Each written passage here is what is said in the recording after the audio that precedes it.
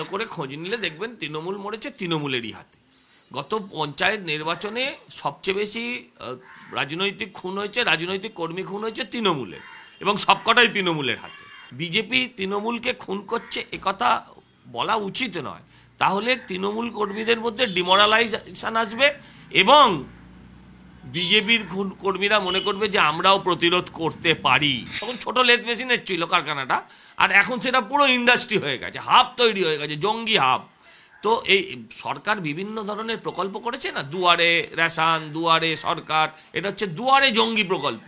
পশ্চিমবঙ্গের আগামী দিনের পরিস্থিতি মিলিয়ে দেখে নেবেন যদি এই সরকারকে উৎখাত না করা যায়, কারণ এই সরকারের ঘুম ভাঙানো যাবে না, তাহলে পশ্চিমবঙ্গটা আগামী দিন সিরিয়ার থেকে খারাপ অবস্থায় যাবে। পুরুষ মহিলা সমান অধিকার করবেন আর জঙ্গি শুধু পুরুষ হবে, এটা হয় নাকি?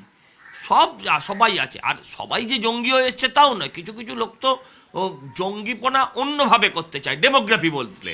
তো সেই ডেমোগ্রাফি বদলাতে গেলে পুরুষের সঙ্গে তো নারীকে সঙ্গে আনতেই হবে, অতএব পুরুষ নারী সমান তালে আছে।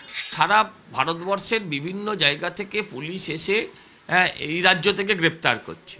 সারা ভারতবর্ষের বিভিন্ন জায়গায় বাংলাদেশি অনুপ্রবেশকারী জঙ্গি তারা গ্রেপ্তার হচ্ছে, কিন্তু যে রাজ্য দিয়ে তারা ঢুকছে সেই রাজ্যটা তাদের জন্য এত নিরাপদ, বাইরের রাজ্যের পুলিশ এসে গ্রেপ্তার না করে নিয়ে গেলে সেই রাজ্যে কিন্তু একটাও গ্রেপ্তার হচ্ছে না। কাশ্মীর পুলিশ এসে ক্যানিং থেকে লোক ধরে নিয়ে যাচ্ছে, কিন্তু বাংলার পুলিশ বাংলা থেকে একজন অপরাধীকেও ধরতে পারছে। আমাদের রাজ্যে আর কি ব্যবস্থা হয়েছে, কোন ক্ষেত্রে হয়েছে? যে ক্যামেরা লাগানোর কথা ছিল ক্যামেরা লাগিয়েছে, যে বলেছিল ওই মানে referral system, central referral system, সে ডাক্তাররাও আজ সেটা নিয়ে কথা বলছে, কেউ কিছুই বলছে না।